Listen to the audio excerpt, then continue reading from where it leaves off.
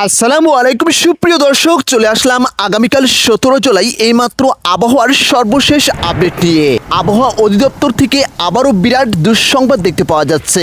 আগামী 24 ঘন্টার মধ্যেই ভারী থেকে অতি ভারী ঝড় বৃষ্টির সতর্কতা দিয়েছে এবারে আবহাওয়া অধিদপ্তর। বিশেষ করে দক্ষিণ এবং উত্তর পশ্চিম অঞ্চলে আগামী 20 জুলাইয়ের মধ্যে অতি ভারী বৃষ্টিপাতের ফলে ভয়াবহ বন্যা পরিস্থিতি তৈরি হতে পারে। সুপ্রিয় দর্শক, আবহাওয়ার সর্বশেষ এবং নির্ভুল আপডেট সবার আগে জানতে অবশ্যই আমাদের ভিডিওতে এখনই একটি লাইক করে চ্যানেলটি সাবস্ক্রাইব করুন।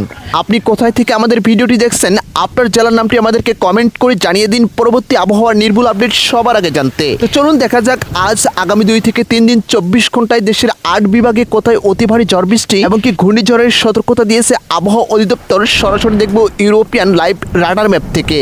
শুরুতে আজকে যদি আমরা ঢাকা বিভাগের আশেপাশে দেখতে পাচ্ছি, সকাল থেকে আকাশ কিছুটা স্বাভাবিক থাকলেও আজকে সন্ধ্যার পরে বিশেষ করে দেখতে পাওয়া যাচ্ছে এদিকে গাজীপুর, নারায়ণগঞ্জ, মানিকগঞ্জ, মুন্সিগঞ্জ, টাঙ্গাইল, কিশোরগঞ্জ এই জায়গাগুলোতে আকাশ অনেকটাই মেঘলা থাকতে পারে। বিশেষ করে রাতের মধ্যে কোথায় 30 থেকে 35 মিলিমিটার পর্যন্ত ভারী বৃষ্টিপাত, সাথে সাথে কোথাও কোথাও কঠিন বজ্রপাতের সতর্কতা দেখতে পাওয়া যাচ্ছে।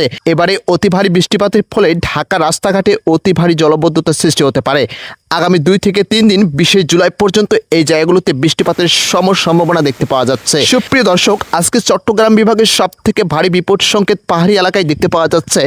বিশেষ করে চট্টগ্রাম, কক্সবাজার, কুমিল্লা, ফেনী, নোয়াখালী, ব্রাহ্মণবাড়িয়া এদিকে রাঙ্গামাটি এই জায়গাগুলোতে দেখতে পাওয়া যাচ্ছে সকাল থেকে মাঝারি এবং কি কোথাও কোথাও গুড়ি গুড়ি ঝড় বৃষ্টির সতর্কতা। বিশেষ করে রাতে কোথাও কোথাও দমকা হওয়া এবং কি অতি ভারী ঝড় বৃষ্টির সতর্কতা রয়েছে। আগামী 2 থেকে 3 দিনে এই জায়গাগুলোতে বৃষ্টিপাত কিছুটা কমলেও আবারও 20 তারিখ থেকে ভারী বৃষ্টিপাতের সতর্কতা দেখতে পাওয়া যাচ্ছে।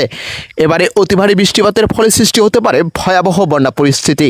রাজশাহী, নাটোর, নওগাঁ, চাঁপাইনবাবগঞ্জ, পাবনা, সিরাজগঞ্জ, বগুড়া এই জায়গাগুলোতে সকাল থেকে আকাশ অনেকটাই স্বাভাবিক, তবে রাতের দিকে দেখতে পাওয়া যাচ্ছে রাজশাহী, নাটোর, নওগাঁ, চাঁপাইনবাবগঞ্জ এই জায়গাগুলোতে আকাশ কিছুটা মেঘলা থাকতে পারে। বিশেষ করে আগামী 2 থেকে 3 দিনের মধ্যে এই জায়গাগুলোতে আবারও অতি ভারী বৃষ্টিপাতের সতর্কতা দেখতে পাওয়া যাচ্ছে। বিশেষ করে নাটোর, নওগাঁ এইদিকে দেখতে পাওয়া যাচ্ছে চাঁপাইনবাবগঞ্জ এই জায়গাগুলোতে ভারী বৃষ্টিপাতের ফলে কঠিন জলাবদ্ধতার সৃষ্টি হতে পারে। আজকে রংপুর বিভাগে আমরা দেখতে পাচ্ছি সারাদিন আকাশ অনেকটাই স্বাভাবিক থাকবে। বিশেষ করে সন্ধ্যার দিকে দেখতে পাচ্ছি রংপুর, দিনাজপুর, ঠাকুরগাঁও, পঞ্চগড়, নীলফামারী, লালমনিরহাট, কুড়িগ্রাম এই জায়গাগুলোতে আবারও আকাশ কিছুটা মেঘলা থাকতে পারে এবং কি রাতে কোথাও কোথাও অতি ভারী ঝড় বৃষ্টির সতর্কতা রয়েছে। সাথে কোথাও দেখতে পাওয়া যাচ্ছে কঠিন বজ্রপাতের সতর্কতা। আগামী 2 থেকে 3 দিনের মধ্যে এই জায়গাগুলোতে অতি ভারী বৃষ্টিপাতের ফলে তৈরি হতে পারে ভয়াবহ বন্যা পরিস্থিতি। সুপ্রিয় দর্শক, আজকে খুলনা বিভাগে আকাশ অনেকটাই স্বাভাবিক, তাপমাত্রা প্রায় 36 ডিগ্রি সেলসিয়াস পর্যন্ত রেকর্ড করা হতে পারে। আজকে খুলনা, বাগেরহাট, সাতক্ষীরা, যশোর, ঝিনাইদহ, কুষ্টিয়া, মেহেরপুর এই জায়গাগুলোতে দেখতে পাওয়া যাচ্ছে আকাশ অনেকটাই স্বাভাবিক রয়েছে। বরিশাল বিভাগে আজকে দেখতে পাচ্ছি বরিশাল, ভোলা, পটুয়াখালী, পিরোজপুর, ঝালকাঠি এই জায়গাগুলোতে সকাল থেকে আকাশ অনেকটা স্বাভাবিক থাকলেও বিশেষ করে সন্ধ্যার দিকে কোথাও কোথাও 30 থেকে 35 মিলিমিটার পর্যন্ত অতি ভারী বৃষ্টিপাত এমনকি কোথাও কঠিন বজ্রপাতের সতর্কতা রয়েছে। আগামী 2 থেকে 3 দিনে এই জায়গাগুলোতে তাপমাত্রা কিছুটা বৃদ্ধি পেয়ে প্রায় 36 ডিগ্রি সেলসিয়াস পর্যন্ত রেকর্ড করা হতে পারে। তবে অতি ভারী বৃষ্টিপাতের ফলে দক্ষিণবঙ্গের এই জায়গাগুলোতে এবারে ভয়াবহ বন্যা পরিস্থিতির সতর্কতা রয়েছে।